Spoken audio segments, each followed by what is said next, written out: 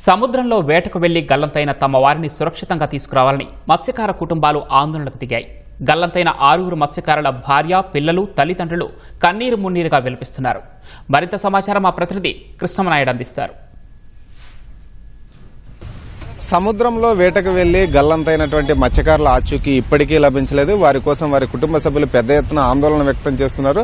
ఈ ఫిషరీస్ కి సంబంధించినటువంటి బోట్ల యొక్క యజమానుల సంఘం దగ్గర కూడా ఆందోళనకు దిగారు. ప్రస్తుతం మనము ఇక్కడ ఫిషరీస్ కి సంబంధించినటువంటి జేడీ ఆఫీస్ సమీపంలో ఉన్నటువంటి రహదారిపై కూర్చొని కూడా బైఠాయించి తమ ఆందోళన వ్యక్తం చేస్తున్నారు. మనతో కొంతమంది ఇక్కడ ధర్నా చేసేటువంటి వారు ఉన్నారు.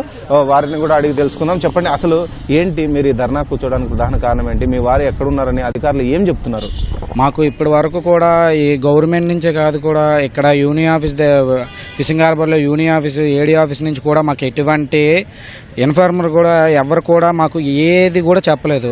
ఈరోజు మేము ఇక్కడ కూర్చోడానికి కారణం, రేపు ఉదయం మాకు ఈరోజు జరిగే న్యాయం ఇటువంటిది కూడా జరగలేదు కాబట్టి ఇక్కడ కూర్చొని అడుగుతున్నాం. మాకు ఇప్పుడు కూడా న్యాయం జరగదో తెలియదు. మేము ఇక్కడే ఉంటాం. మాకు న్యాయం జరిగినంత వరకు ఇక్కడే ఉంటాం. అని పలానా ఎతుకుతున్నాం అనే గ్యారంటీ ఏంటి? పలానా షిప్ వెళ్ళిందని తెలుసా? పలానా పోస్ట్ గార్డ్ వాళ్ళు వెళ్ళారని తెలుసా? పలానా ఫ్లైట్ వెళ్ళిందని తెలుసా? అన్ని హెలికాప్టర్స్ వెళ్తున్నాయి, ఫ్లైట్స్ వెళ్తున్నాయి, ఇవి వెళ్తున్నాయి, అవి వెళ్తున్నాయి. ప్రతి ఒక్కరు కూడా ప్రతిది కూడా చెప్తున్నారు. ఒక చంటి అనే అబ్బాయికి 2 బాబు, ఒక పాప బాబు. ఈ గని అనే అబ్బాయికి 2 బాబులు. ఈ కొండ అనే అబ్బాయికి పెళ్ళయి 11 మంత్స్ అవుతుంది, 6 మంత్స్ ప్రెగ్నెన్సీ. ఇప్పుడు అబ్బాయి కూడా అక్కడే ఉన్నారు. సముద్రంలో వీళ్ళు బోయలు పట్టుకొని తేలుతున్నారు అనేసి అని ఇప్పుడు వీడియోలో మనకి చెప్పడం జరిగింది. ఎవరు చిన్న అనే వ్యక్తి, బోట్ ఓనర్ అనే డ్రైవర్ గారు. ఇప్పుడు ఇంత చెప్పినప్పుడు కూడా ఎవరు కూడా మనకి సహకరించకపోవడం, ఈ యూనియన్ ఆఫీస్ నుంచి సహకరించకపోవడం, ఎటువంటి ప్రతి వాళ్ళు వస్తున్నారు సింపతిగా మేము చూసుకుంటామని చెప్తున్నారు, వెళ్ళిపోతున్నారు. అందులోనూ మాతో తిరిగే నా సొంత ఫ్రెండ్ కూడా ఉన్నాడు. ఏంటి వాళ్ళ భార్య బిడ్డల కన్నీళ్ళు చూసి మాకు ఆవేదన వచ్చి ఈ రోడ్డు ఎక్కాల్సి వచ్చింది. కనీసం మాకు ప్రూఫ్ లైన్ చూపించండి ఎత్తుకుతున్నట్టుకంటే పోలీసులు కూడా ఏమంటున్నారు, అలాగే పెద్దలు కూడా ఏమంటున్నారు, ఎతికినట్టుగా చూపించరు, ప్రూఫ్లు అనేసి అంటున్నారు. ఎలా చూపించరండి?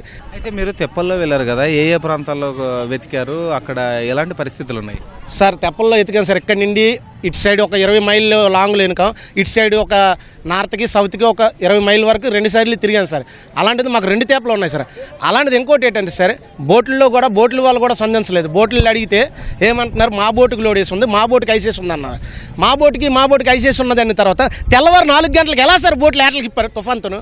ఆటలకి ఇప్పడానికి లోడ్ లేసున్నా పర్లేదు, పూజలు చేసి పంపించాడు. మేము పోవాలి సార్, వాళ్ళు బాగుండాలి. అలా టైకి మచ్చం లేదు సార్. సిండికేట్ ఉన్నది అంటారు. ఏది సార్ సిండికేట్? అసలు కనీసం మా మధ్యకారుల్లో 10 బోట్లు వెళ్ళి 10 దిక్కులకి వెళ్ళి ఎక్కడొక్కడు మాకు దొరికేవాళ్ళు సార్. కానీ ఎవరు కూడా స్పందించకంటున్నారు సార్. తమ వారి ఆచూకీ కోసం వేగంగా గాలింపు చర్యలు చేపట్టాలని, అందుకని ఈ ధర్నా కూర్చున్నామని, ప్రభుత్వం కూడా స్పందించాలని వారంతా కూడా డిమాండ్ చేస్తున్నారు. కెమెరామెన్ నరేష్తో కృష్ణమనాయుడు, ఈటీవీ న్యూస్, విశాఖపట్నం నుంచి.